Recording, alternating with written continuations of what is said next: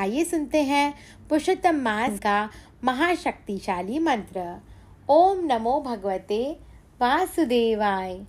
कोटि युगों के साक्षी हो, शाश्वत हो, अविनाशी हो, आदि और अनादि हो, श्री कृष्ण शरणम मम, श्री कृष्ण शरणम मम। हे मंगलमय जगन निवास, शब्दातीत है दिव्य प्रकाश, बस रहे जल स्थल आकाश। श्री कृष्ण शरणम मम, श्री कृष्ण शरणम मम। श्याम सुंदर की झांकी हो, मन वैष्णव का प्रसन्न हो, दिव्य सुखों की प्राप्ति हो। श्री कृष्ण शरणम मम, श्री कृष्ण शरणम मम। अगणित आंखें चरणों हैं, अगणित मस्तक बाहु है, अगणित रूप आपका है।